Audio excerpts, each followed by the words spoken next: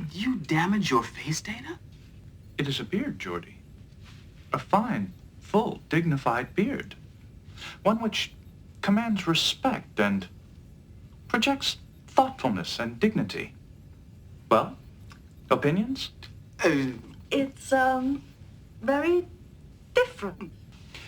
When I stroke the beard thusly, do I not appear more intellectual? I'm sorry, I have to go now. Goodbye.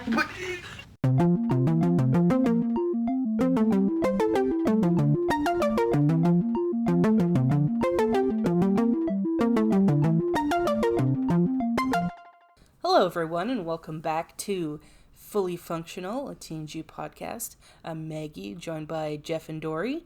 Jeff and I are huge Star Trek nerds. Dory's a Star Trek novice, and we're going on a journey through Star Trek The Next Generation. Today we're discussing the Season 2 episode, Schizoid Man. Original air date January 21st, 1989. Getting closer and closer to my birthday. So, as always, we'll hand it over to Dory for the recap. Wow, Maggie, stop doxing yourself. Okay, so I love this episode. It is wild. Okay, recap. Okay, so we are on our way. The ship's on their way to see this guy Ira Graves. There's like some kind of he's having medical issues, so the team is coming to save him. He's the greatest human mind in the universe, and he lives on a planet called Graves World. So if that doesn't tip you off immediately that this guy's kind of a piece of shit, Yeah. then now you are aware he's a piece of shit. Or he's terrible.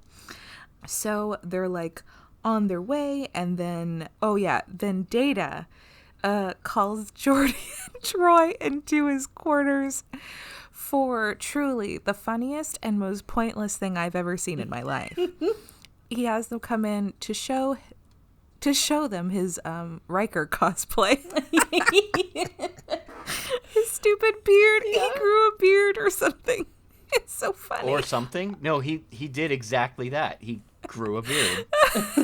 Or at least pasted a beard. I don't know. Maybe he copy and that's the pasted thing a is beard. I don't know how what the beard situation is, but when he stepped out into the mirror, I did a scream laugh. I'm sure my neighbors heard me. I laughed for like a good few minutes. It was so weird and so but incredible.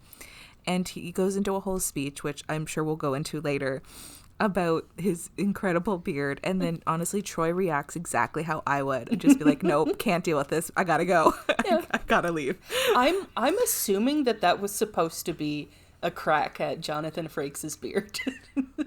I mean, it literally looked exact. Yeah, that's why I wrote, Riker cosplay. So, actually, regarding that, I'll let you continue immediately after this, but since we're on the topic, that was one of two scenes that the episode was originally going to contain regarding Data trying to explore his humanity.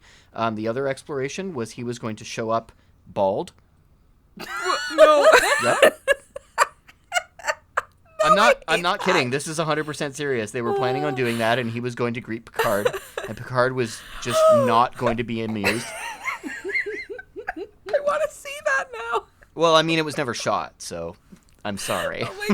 Oh my god, that's so funny. Oh, that makes me like this episode more. This beard thing made no sense. I guess it's just so random, but I love it. Okay, so back to the main story. It's so fucking weird. Okay, so then in the meantime, on their way to Graves World, there's like another ship, the Constantinople, that I don't know, they're having some kind of hull breach and people are in danger and whatever. So the doctor is like, okay, we should go there to deal with those guys, and then some of you guys can go down to deal with Ira Graves. So that away team I already forgot who the away team was. It's Troy, Data, obviously. Is it Worf also? Yeah, Yep, Worf. And then it's Dr. Salar or Lieutenant Salar, who is a Vulcan. She is. Yes. Okay. So they go down to the planet and they meet this woman, Corrine Rhiannon or something, and she's Ira's assistant. Yeah, I'm just going to call him Ira the whole episode. Yep. I refuse to call him Graves. This is like my Dexter and Greg thing. I like the first names because it's weird. So Ira is like, okay, so we meet Ira. He is so gross right away. He just is, he's the confidence of someone who does not deserve it. Yeah. he just immediately is like, hey, Lieutenant Sailor, like, you're hot. And then he goes to Troy and like kisses her hand for like a weirdly long time. And she's like, it's nice to meet you. And he's like, I know it's an honor to meet me. And I was like, ugh, get away, Ira. Oh yeah, don't forget that he says women aren't people. Oh yeah, yeah. Women aren't people, they're women. They're women. I'm like, ugh, just Yeah. step off. Gross. And you're not charming, you're disgusting. Yeah, it's so cringy. And so then like he's diagnosed with the Darnay's disease, which is terminal, and that's all we know about it. He's diagnosed with plot disease. Yeah. with plot device. So yeah, he has like a whole conversation with Data, and Data. So Ira was like Dr. Song's like mentor or something. So he then like refers to himself as Data's grandfather technically, and then Data just continues to call him Grandpa. You mentioned your impending death, Grandpa. Yeah. Yeah, it is so funny. Well, Ira specifically asks him to call him Grandpa. Oh, he does? I Yeah. didn't remember that. But either way, it's so funny that he's calling him Grandpa. Yeah. Because like also, okay, Brett Spiner is incredible in this episode. Mm-hmm. Oh, yes. He just like calls him Grandpa with such earnest, like with so much earnestness, or if that's how he No, says. with such Yeah, it's- earnest is correct, I believe. Yeah. Okay, yeah, it's so good that it doesn't sound like I was laughing, but because the situation is ridiculously silly, but not the way he delivered it. It was perfect. So then like Ira starts to be weird and asking like Data, I think I wrote in my notes that like Ira would get along with Dr. P because like he's really weird about Data being an android. Yeah. And it's like, you're a machine. And I'm like, ugh, gross, stop it. So Ira really creepily is like, where do you turn off, Data? Don't tell me. And I'm like, oh no, this can only end badly. Yeah. And then Data comes back into the main room and is like, hey gang, bad news, Ira's dead. I think we can leave now though, as long as we really like stick to what his like final requests were. And everybody's like, oh, okay. Yep, sounds good. Sounds totally legit. So then they do a funeral on board. And I mean, right from the start, I was like, when Data came out of the room and is like, okay, yeah, Ira's dead, I was like, oh, please don't have Ira inside Data. That's really, I don't love that. That trope is so... It's very predictable sci-fi. I completely agree. Mm-hmm. I think also at this point, like, we've had Data be other people-ish, or like have like identity issues with Data before. Good news, this won't be the last time. I mean, on one hand, like, okay, it's dumb, but on the other hand, I just like Brent Spiner is so good at like being somebody else pretending to be Data. That's probably why they like Yeah. doing it so much. He does a very good job. But where they totally lost everybody was the most incredible eulogy I've ever heard. Data just like goes up and does a whole really long eulogy about Ira, and it is truly an incredible speech. I don't know who wrote this episode, but like high fives, like the biggest high fives, because this is hysterical. I was laughing my ass off this whole episode. Maybe not the way they wanted me to, but regardless. So Data just like fully goes on for a while, and then Picard is just like cuts him off and is like, yeah, I think we get it. To know is to love, and to love is to know, and all. If you didn't love him, then you loved. If you didn't know him, you loved him from afar, and etc. etc. Then like Data is really being he goes to like see Corrine in like the bar, which I only now have realized it's called 10 Forward. Yeah. Did not catch that prior to now, but you know, I wrote it down so I'll remember it in the future. And like immediately it's creepy because he's like, Corrine, you're beautiful. And I was like, oh no. oh no, this is so gross. Because earlier on in the episode, they're like, oh, they may have feelings for each other, even though he's like 1,000 and she looks like she's maybe like late 20s, early 30s or something. She just looks young. And it's like, this man takes another person's body so he could fuck this girl. That's so gross. Yeah. Also, this girl that I think they say he raised. Yeah. Yep. So that's like gross. That's so gross. Ira is such trash. But then, okay, so they're on the bridge and like Picard is talking to Karine and Data Ira gets like jealous and just, man, goes off. And then I basically almost screamed again because, you guys, welcome back to Boy Corner. Yeah.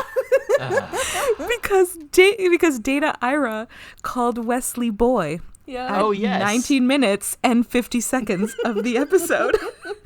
So welcome back to Boy Corner. It's been a while. I like how you know the exact moment that he did Oh that.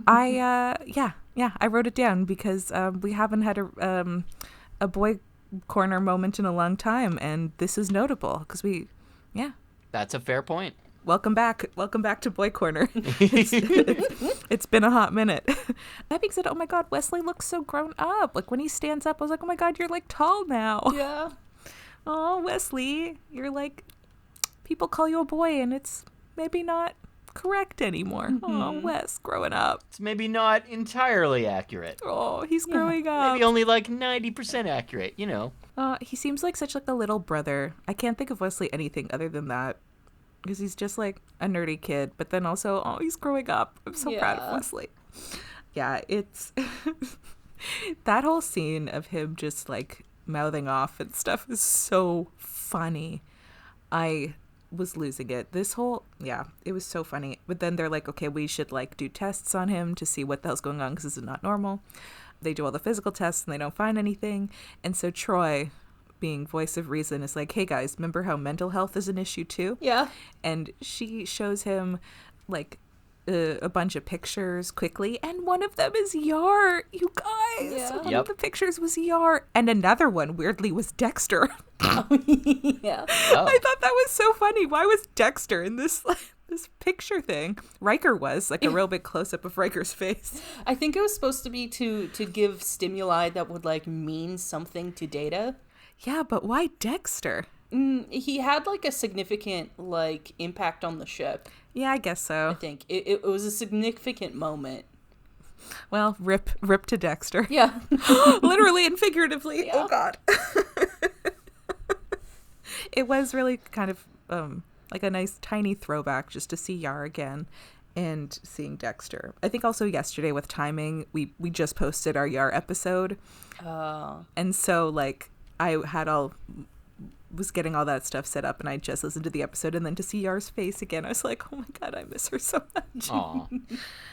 But yeah, we learned that there's like 2 personalities in Data, and yeah, it like, I don't know, he's in like the engine room and like Geordi's on the floor, and I was like, what the fuck did he do to Geordi? And then like Picard goes up to confront him that like he's obviously Ira, and then Data, well, no, I rewatched this part like 3 times because I was obsessed, confused, and upset. Data Ira does like an backhanded slap on Picard, which makes him hit a wall and then passes out on the floor. But he does a spin first. It was incredibly unconvincing. It was so weird because like he does basically a spin, Yep. hits the wall and then hits the floor, and I was like, I don't know how to react to this. Because like Picard's getting hurt, but it's also very funny because of how dramatic it is. Yeah, Patrick Stewart definitely like overdoes it. Oh, yeah. Yeah. Although that is kind of like a Star Trek trademark. It was just like fucking flying when someone slightly hits you. Yeah. It was very jarring. And then I guess Ira has like a come to Jesus moment or something and is like, okay, yeah, I need to like get out of Data's body. And then he puts himself in a computer. How? I don't know. How did he Magic. get in Data? I don't know. He plugged himself in. It's as simple as that. Of course. How did I not think of that? Plug it in, plug it in. And then, yeah, so then like they went to like drop Karine off with something that'll take her to Earth. And now we carry on with the show. This episode, I truly had everything. It had a gross old man. It had dramatic this episode, it took me an hour and a half to watch this because I kept stopping to write down lines and rewatching stuff because it was so fucking funny. I think this might be accidentally, intentionally not, like, this is my favorite episode, I think, which is really stupid. But so far, this is my favorite episode of season 2. It's your favorite episode because it's stupid as shit? Oh, absolutely. Good. It was so freaking weird, and it just was unintentionally funny the whole time. I don't know what they were going for, but I laughed basically the whole time. It was the writing. I mean, it's so absurd, but like, there's so many good lines in this episode. Oh yes, there's so many good exchanges. Half my notes are really just dialogue from the episode. Like, I wrote full paragraphs and stuff. It's bonkers. It is ridiculous. Yeah, I think this is usually an episode I skip. Just not because I don't like it, but just it's like, whatever. It's kind of a nothing episode. I usually skip it because it's real stupid. Yeah, it is. And like, I always, whenever I think about it in my head, I always remember Brent Spiner acting like way over the top, but rewatching it, it's not as extreme as I remember. No, it's definitely not. It's actually, I thought he did a really good job, especially like when he first, when the guy first takes over Data's body. I thought Brent Spiner did a really good job of acting like Data, but just a bit off. Yes. Mm-hmm. And then I just thought he did a really good job of, like, you kind of see Ira take over more and more. Mm-hmm. Yeah. And which is impressive because they obviously probably did not shoot this in order, because nothing is ever shot in order. Very true. So yeah, I just thought it was really impressive that it was able to, like, that it was a very, to me, it was a very, like, subtle process of it happening. Obviously, the way he acted was not so subtle. No, not even remotely. But he was like Ira. He definitely captured that well, yes. I think. Yeah, I agree.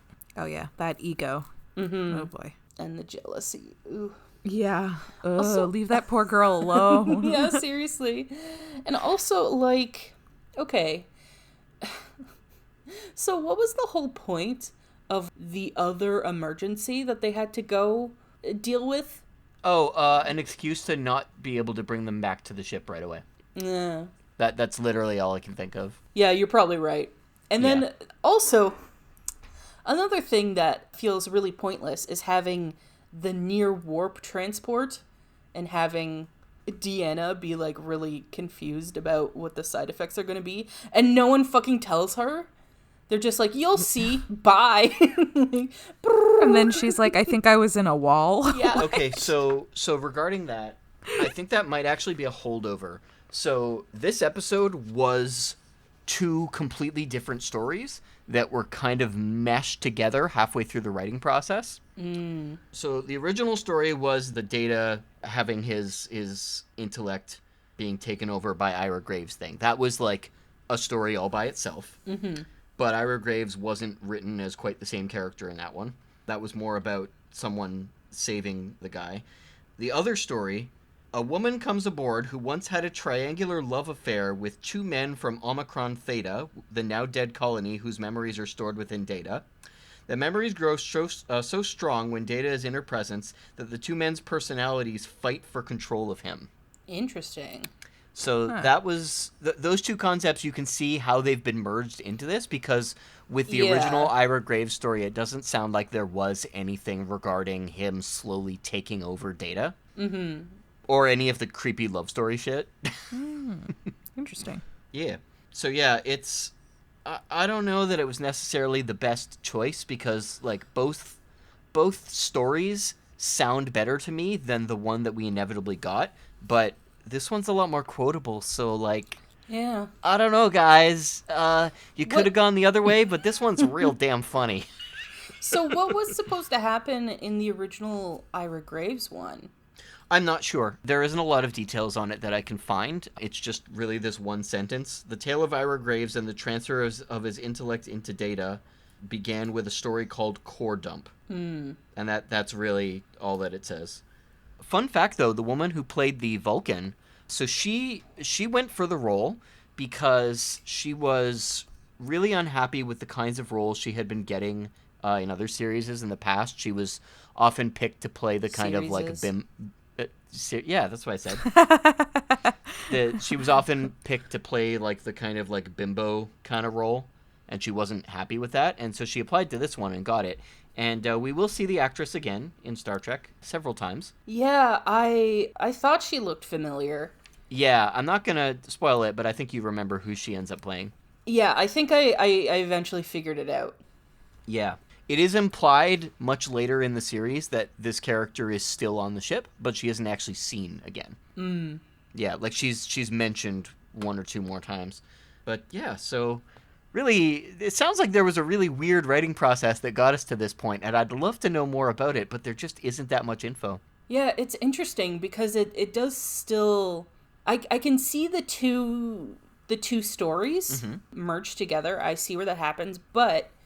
it still seems like one coherent story. It doesn't seem like I see I see the influences, but it doesn't seem like an awkward mashup. Yeah, so the way that it worked before is that both stories were pitched separately, and then this writer took them and combined them into a single story. It was early on enough in the writing process, I think, that everything kind of came together real well. Yeah. Because... just because of the lack of details that we have on the other one, it doesn't really sound like either of the others went all that far. Yeah.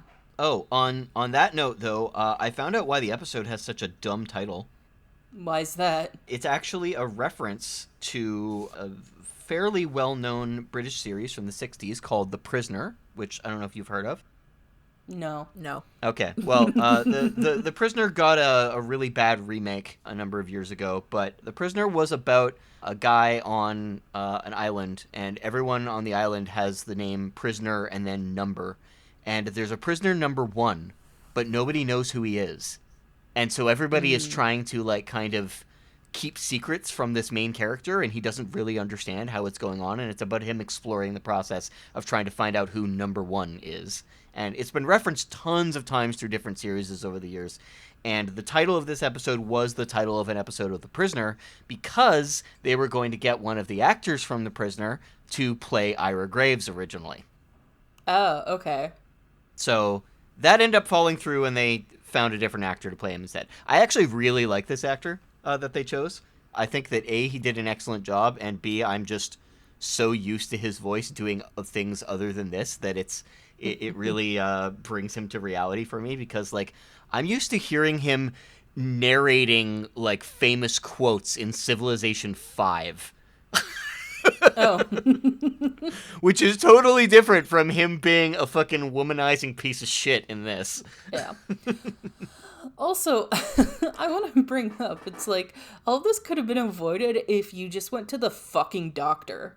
Yep, absolutely. Money hates doctors. Like, I just, it's just one of those things of, like, someone being so, in his case, it's, like, just so arrogant. But there's just a lot of people, like, and it does tend to be men a lot of the time, where it's just, like, no, I'm fine, I won't go. And then it's like, oh, you fucking have a very serious disease or condition that would have been fine if you just went to the doctor the first time you felt bad, idiot. Yep.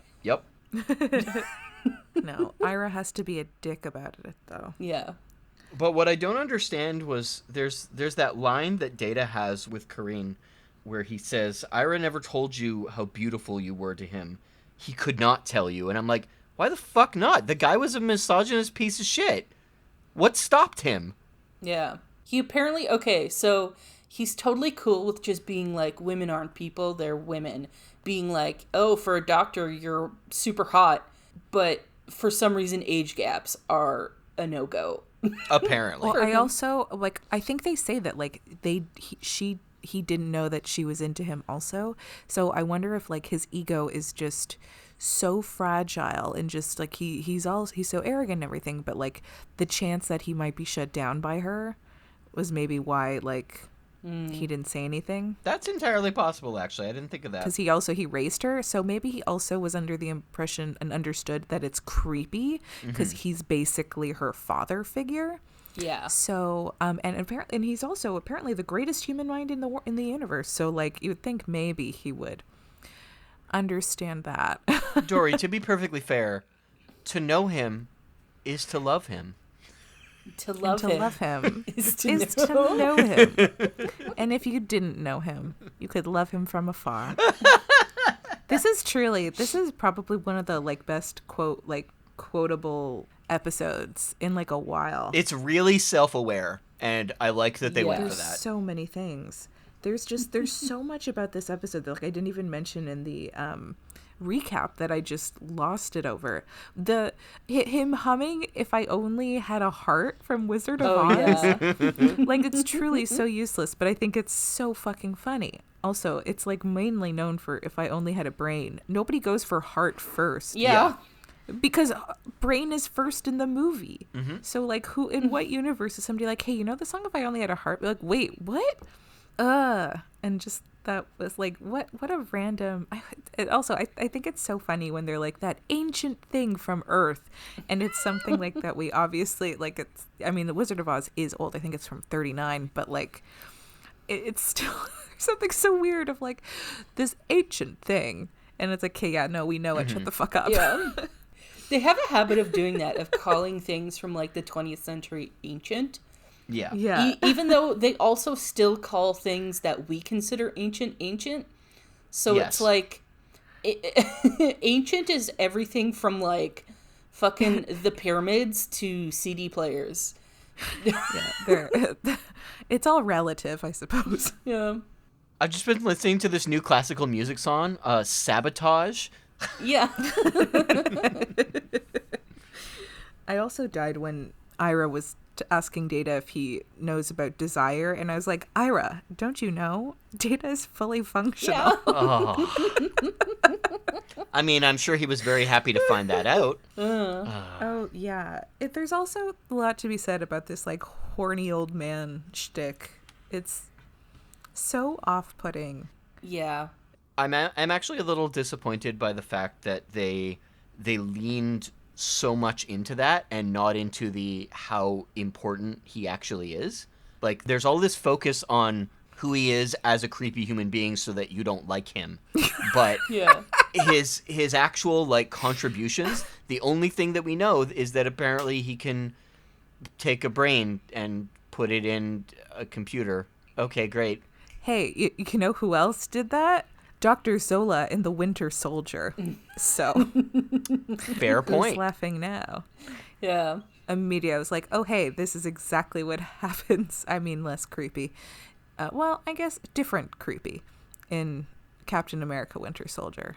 The consciousness in a computer. Yeah, definitely less creepy. But Ira doesn't get his opinion anymore once he's in the Enterprise. Supposedly to not. shut the fuck up. Yeah, it would have been nice to, like, see more of, like, why he's so respected, because we really just see him as a horn dog this whole time. Yeah, like, why people put up with his bullshit. Yeah. Because truly, this is exactly the kind of man that just, he's so condescending. I just was like, honestly, Ira, I can't wait till you fucking die of your plot device disease. Like, go rot. You are so nauseating and just patronizing, and it's so gross. In their defense, besides the Data Beard thing, there really isn't anything in the episode I can think of that was, like, absolutely pointless. So I don't know where they would have put that kind of information in. It was a fairly well-balanced episode in terms of, like, how well the plot moved forward. Yeah. Yeah, I mean, it was like pacing was good. Shit Yeah. just kept going.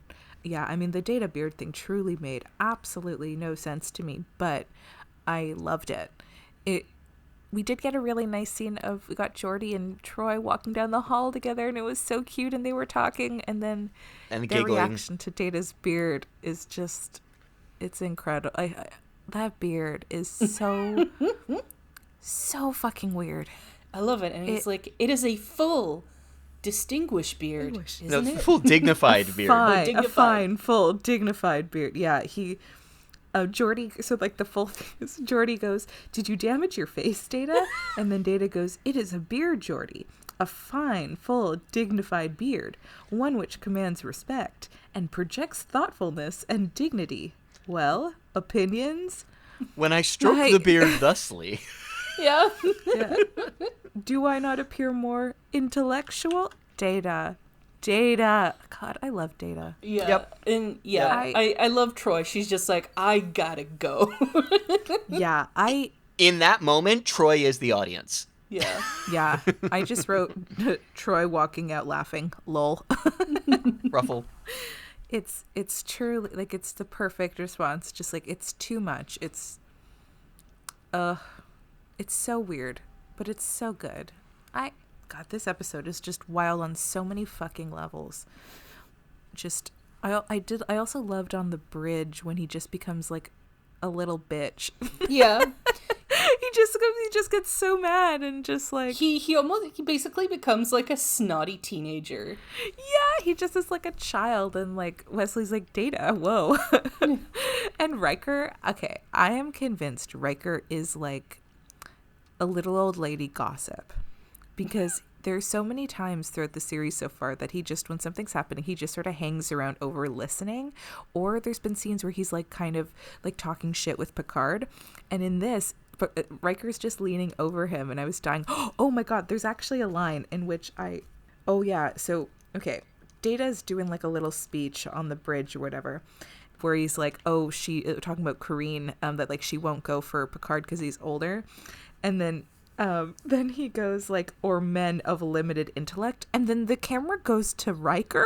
I was like, "Oh, I noticed that. Yeah." I was like, whoa, that's kind of mean. Riker's not like, he seems smart. Like, I mean, like, that just seemed so pointed. It's like, whoa.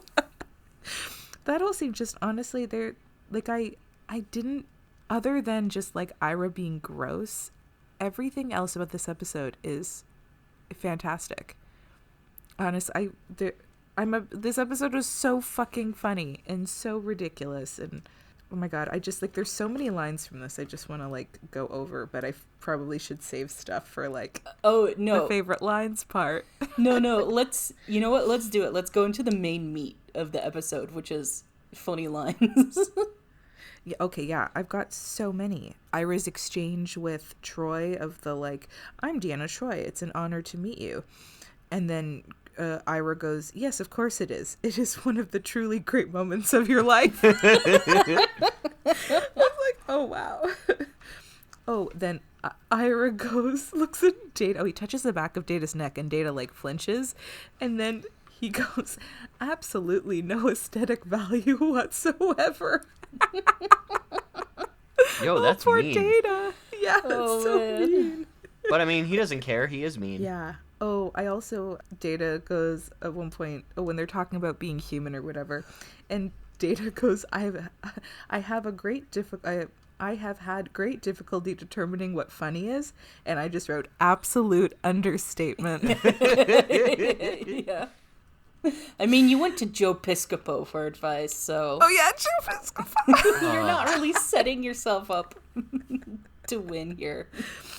Oh yeah, and then this whole exchange was just magical. Data goes, "You mentioned your impending death, Grandpa. May I say you face it with remarkable courage and stoicism?" And then Ira responds, "Well, that's because I'm an incredible man possessing an iron will and nerves of steel, two traits that have helped me become the genius I am today, as well as the lady killer I was in days gone by." And then Data goes, "You condone homicide, sir?" And then Ira goes, "It's an expression, Data. It means I was once as beautiful as I am smart. And then Data goes, really, Grandpa? And then Ira goes, no, not really, but what the hell, I'm dying.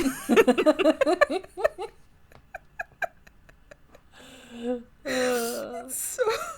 They definitely had a lot of fun with writing Ira's character, I feel like. Yeah, I think they were Oh my excited by God. writing him.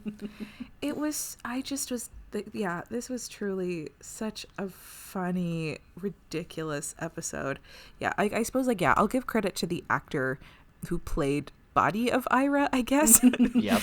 at the beginning, because, yeah, he just was so condescending and just so, that when, like, Data becomes him, it's just perfect. You just want to, like, smack Ira and be like, ugh, shut the also, I mean, just from the beginning when they're like, okay, we're gonna go to Graves World, I was like, oh, I already know I'm not gonna like this man.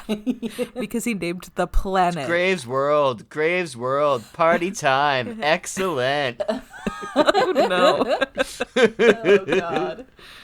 It actually, not proud to admit this, but it took me, like, halfway through the episode to realize that he named the planet after himself. Oh, I wrote it right from the beginning, and it just was, Like, ugh. it was upsetting. Yeah. I was happy that we didn't get a lot of Dr. P in this. Yeah. I can't wait till Beverly comes back. I miss her. I shouldn't have told you that she's coming back. I should have made you think that it was just going to be her from now on. Oh, that would have, like, crushed me. I know. I have something to look forward to since I know that she's coming back. Ugh, Beverly, you're missed. If we'd made her think Beverly wasn't coming back, we might have issues getting the podcast done. That's fair. I would cry too. I just quit because because Beverly's left the show. But then you draw me right back in with Whoopi Goldberg. Yeah. That's a good point. Yeah, they were in the bar. Oh my God, I would have loved to see her. I always forget what the name of her character is. It's something with a G. Guinan. Guinan, right. I know it ended with an N. I'm going to actually write this down so I remember pronunciation. Yeah, it would have been nice to see what Whoopi thought of Data being a creeper. Yeah. I mean, they were in the bar. 10 forward. Yeah. Congratulations, you remembered. Well, I wrote it down. Yeah. Oh, well. In big capital letters on the top of my notes. In that case, Dory, no credit where it's due. But I'm learning. I think it's named that because it's literally like on deck 10 in the forward part of the ship. That's exactly why it's named that. Yeah. Sorry, they call it the forward part of the ship? That's like... No, that's just me. Oh. That would be really funny if that's like the technical term. The forward area of the ship. Like the front? What? The forward? I think that's more of a military thing. Forward? Forward and stern. Wasn't like bow and stern? Oh, yeah. Well, I don't know then. Yeah, that's right. I've been on a boat. 10 bow. 10 bow. Or it's bow. just forward and back. Yeah. The back of the ship and the forward of the ship. The forward and the ass. Welcome to our boating podcast. The next topic in our boating podcast is that Suez Canal boat that's stuck. Oh, yeah. Actually, I think they just got it out. I know they just got it out like today or something. Yeah. Yeah, it was like a couple hours ago. How did it even get stuck? What was it doing? I think it was stuck for what, 6 days or something? Yeah. Yeah. I don't know. I have no idea. You'd think they'd make the canal wide enough for a boat to turn around. You'd think that. Although I did think it was really funny. I kept seeing on Twitter people doing like making up new verses for "We Didn't Start the Fire" by Billy Joel. Because Suez. Yeah. Oh, yeah. Trouble in the Suez. No, I don't want to get copywritten. Thanks for the boat. Thank you for coming to our boat segment of the podcast. For all those people who like our sidetracks. You can tell when this was recorded because the boat in the Suez Canal is recent. Yeah. They will know the exact day, actually, because we said it was just freed a few hours ago. Yeah. Yeah. Aha. figure out our our time frame of when we record stuff. I guess we should just officially get into favorite moments then. The eulogy. The eulogy. I got it all written down. Yeah, I was about to say, there really is nothing better than that in this episode. Yeah. It was almost too cringy for me to watch, to be honest. I loved, I mean, it was ridiculous and absolutely cringy, but my God, just for half of it to just be just repeating the same thing in different orders, just absolutely incredible. Yeah. Like, I would one day, I want this to be my eulogy. It just, because I couldn't be a worse person for this to be, like, this is truly not me in the slightest. I'm the last person who should have a eulogy like this, but I'd like this. Should I read it? Yes. Yes. Okay. So this is Data/Ira's eulogy for himself. Just look at that face. The face of a thinker, a warrior, a man for all seasons. Yes, Ira Graves was all that and more, but he was not perfect. Perhaps his greatest flaw was that he was too selfless. He cared too much for his fellow man with... Did I write nary? Oh, God. I can't read my writing. I think I wrote with nary a thought for himself. A man of limitless accomplishments and unbridled modesty. I can safely say that to know him was to love him, and to love him was to know him. Those who knew him loved him, while those who did not know him loved him from afar. This might be I think this is honestly, despite me not being able to read one of my words, this might be my best dramatic reading. Perfection. Yes. Like we don't even need the rest of our... That was my favorite moment. Absolutely. Like, nothing in this episode topped that to me. Other than just, I mean, I think my other favorite part is just seeing Data's beard. Yeah. Yeah. It's just that first shot of Data's beard, and then the fine, full, dignified beard, or whatever that line is. But yeah, the eulogy is just, it's incredible. It goes on longer, too, which is like... Yeah, well, I mean, not that much longer, because Picard cuts him off, like, right after that. And then he tries to start again, and then Picard's like, no. We're done. Data, get off the stage, or you're done. I love it 'cause you might have just said this, but I wasn't listening. I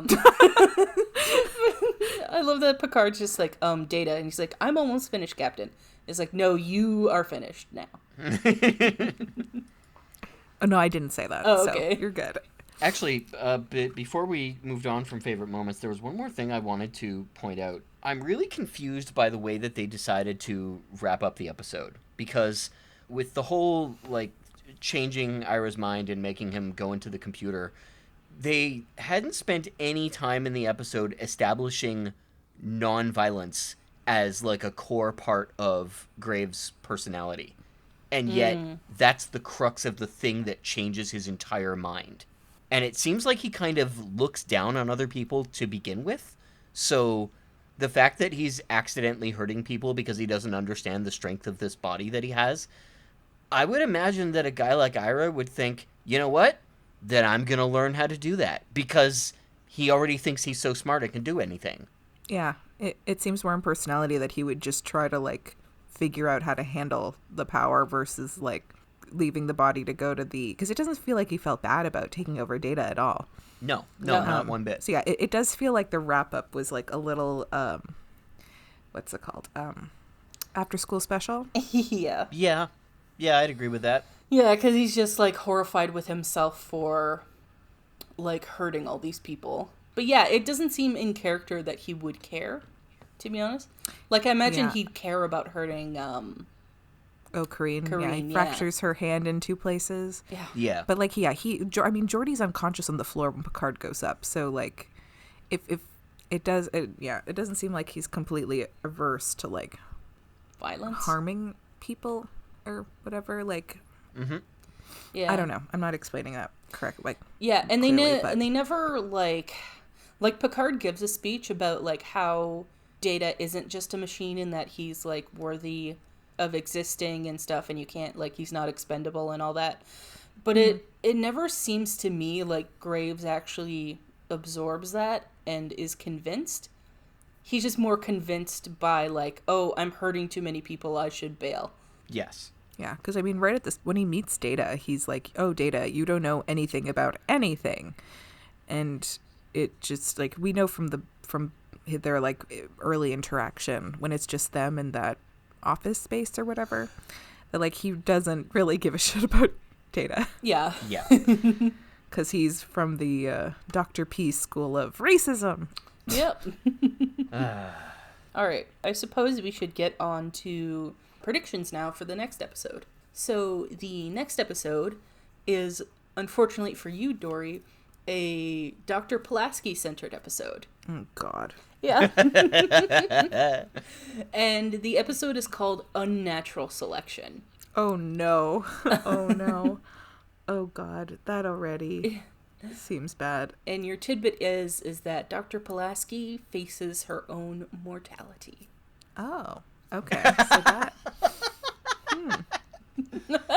Okay. I thought she was going to be like a dick to someone in some capacity. I mean, Well, she still there's will. time, but I don't know. Unnatural selection just made me think that she was going to like shame, or like somebody, I don't know, got hurt or something, and just be like, well, it's your fault. But if it's her having to do, this is hard. Okay, we'll do something kind of basic then. Okay, we go to a new planet. What a reach, right? Yeah. And maybe Dr. P gets, or maybe she gets hurt, and maybe like she's stuck on the planet, but maybe like other.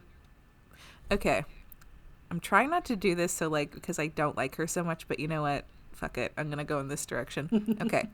So they go down to the planet. Maybe people have gotten hurt, or I say people in quotes, whoever is lives on the planet, they've gotten hurt in some capacity that she thinks is like avoidable and stupid. But then like she gets hurt from this exact same thing because she's like, I'm too smart to like let this happen to me. And then it does happen, and she's like, well, fuck. And has to realize, okay, like, it's not as easy as just, like, avoiding this because you said that you will. Maybe it's a lesson in, like, humility. Yeah, so she gets hurt in a way that she was like, oh, these people are stupid for getting hurt in this other way.